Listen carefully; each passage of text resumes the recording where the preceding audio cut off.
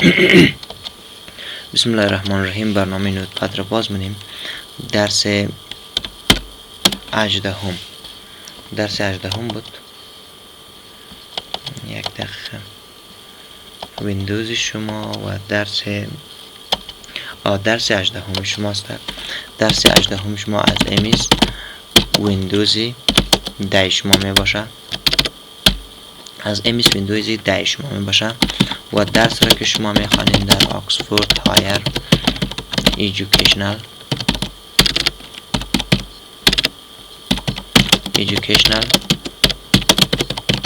سنتر می خوانید و استاد شما به اسم امان الله بلخی و شماره تلفن هم 0799 74 0319 می باشد. در فیسبوک هم شما می توانید اگر ما را دنبال کنین به اسم در فیسبوک هم به اسم امان الله بلخی می باشد. و درس ما هنوز شاگردای عزیز در کجاست؟ هنوز درس ما و شما در سیتینگ هست که ما و شما چیکار کنیم؟ باید سیتینگ را باز بخوانیم. سعی کنین که ما آمدیم بالای استارت مینو، آمدیم در بالای سیتینگ. درس ما در سیتینگ ما و شما دیوایسیس هم خواندیم. امروز سیستم را میخوانیم.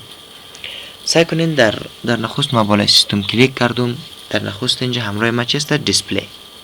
دیسپلی به معنای نمایش. گفته کاستومایز یور دیسپلی. سعی کنین اینجا از ما یک نوشته است، به خاطر که از ما اینجا مونیتور در کامپیوتر ما وصل نیست. اگر مونیتور در کامپیوتر ما وصل باشه این چی کار میشه؟ اینجا یک سلش دو، یکی بر دو میه، به خاطر که در کامپیوتر ما مونیتور وصل نیست. خب ایدنتیفای به معنای تشخیص دادن. سعی کنین این تشخیص میده برای شما که فقط یک دونه مونیتور در کامپیوتر شما وصل است که اون عبارت از صفحه خود کامپیوتر ما شما یا اسکرین خود کامپیوتر ما شما است. و دیگر این قسمت دیتکت است. سعی کنین که دیتکت یا ما شما اینجا سعی کنین نوشته است که display not detected، یعنی ما شما ایتر باید direct معنا کنیم که یعنی نمایش چی شده؟ یعنی وصل نشده.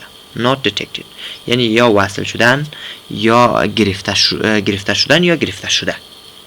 ایتر یک چیز هم میتونید شما detect را معنا کنید. change the size of text. خب گفته که apps and other time گفته 100% recommended. خب گفته سعی کنین ای چی کار منه؟ ای را اگه من زیاد کنم سعی کنین که امی متن ها چقدر کلان شده. پس ما گفتم نه، ای پس چی باشه؟ پس امی خرد باشه. اورینتیشن صفحه شما سعی کنید به صورت پورتریت باشه یا لندسکیپ. ما گفتم پورتریت. اگر پورتریت رو ما اپلای کنیم خب مجبور است که ما پورتریت بگیرم دیگه. پس خب همو بهتر است که همو لندسکیپ باشه. این رو گفتم اپلای. ادوانسید دیسپلی سیتینگ. این بخش ادوانسید میشه. بخش ادوانسید هم امی ایدنتیفای و دیتکت است، امی رزولوشن است. رزولوشن به معنای چی؟ کیفیت تصویر یا تصاویر. سعی کنین که این قسمت ها را اگه ما انتخاب کنم، سعی کنین ما این را اگه اپلای بگیم، سعی کنین که چقدر کیفیت کامپیوتر ما خراب شد. ما گفتم نه، پس همون با حالت اول باید باشه. ما شما دوباره پس بالای سیستم آمده. این دفعه چی را باید بخوانیم ما شما؟ notification and action. سعی کنین که notification and action چه کار منه؟ سعی کنین هر آن چیزی که در کامپیوتر ما و شما، هر آن پروگرامی که یعنی اپن فیدر بود فکر کنم، نه امی نوتیفیکیشن است. هر آن پروگرامی که سعی کنین که در کامپیوتر ما و شما اینستال باشه، این از این قسمت ما و شما سعی کنین که از این قسمت سعی کنین که ما دسترسی به چی ها داریم. سعی کنین وای فای است، آل سیتینگ است. ما و شما میتونیم که از این قسمت هم به تمام مناقصه دسترسی پیدا کنیم. این از این قسمت ما و شما میتونیم به مو چیزا دسترسی پیدا کنیم و از این قسمت همچنان همون وای فای که ما اینجا بالای از این قسمت کلیک کنیم همون وای فای را که بخوایم باز همینجا همون سیتینگ هم بوده کانکت است و پروژکت و یک اپا. گفته select which icon appear on taskbar. گفته که ای را انتخاب کنین که کدام آیکن ها این ظاهر میشه در تسکبار شما. سعی کنین اگر ما اینا را همه را آن کنم، تمامی از این آیکن ها یا می جهات کجا میاد در تسکبار ما و شما ظاهر میشه. حالا ببینین ما آن کردم، این قسمت سعی کنین تمام اینا ظاهر شده. اما اگر ما بخوایم اینا را آف کنم دیگه هیچ کدام از اینا کسته در آیکن ظاهر اینجا چی ظاهر نمیشه. پس بهتر است که ما یک و یک اینا رو دوباره پس چیکار کنم آف کنم. با مجرد که ما آف میکنیم شما متوجه باشین که از این قسمت اونا هم آف میشه. اینا رو من چیکار میکنم باز اینا رو آف میکنم، میرم بالا متوجه باشین شد آف. خب گفته turn on icon on. خب یک است امی آیکن ها را چیکار میکنه؟ کلاک آن باشه آف باشه، پاور آن باشه آف باشه. چه قسم نوتیفیکیشن رم خب برای شما گفتم که گفته show me tips about windows. گفته که یک tips ها را درباره ویندوز دما چیکار کو نشان بده. ما گفتم که یک tips درباره ویندوز برای من نشان بده، خود نشان بده. show app notification. کدام نوتیفیکیشن بیت برای شما یا ندید. خب app and گفته apps and feeder.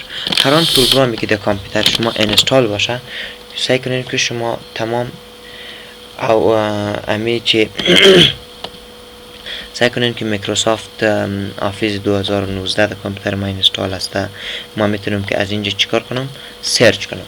از اینجا که ما سرچ کنم مثلا هر چیز را که ما اینجا سرچ کنم باز دقیق چیکار کنم به همین قسمت ما اگر ما الارم سرچ کنم اگر هر چی سرچ کنم سعی کنیم که دقیق ما باز ما اینا رو گفتم که سرچ بای نیم و سایز و مثلا سورت بای اینستال دیتا شود هر چی که باشه.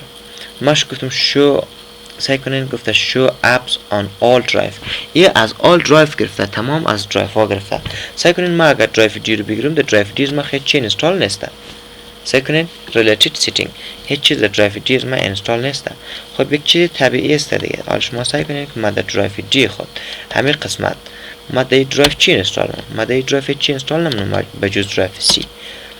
خب اینا سعی کنین که ما امیر پس درایو سی رو انتخاب کنیم. سعی کنین که گفته که مثلا 40 کیبی و مثلا چقدر ازی بوده.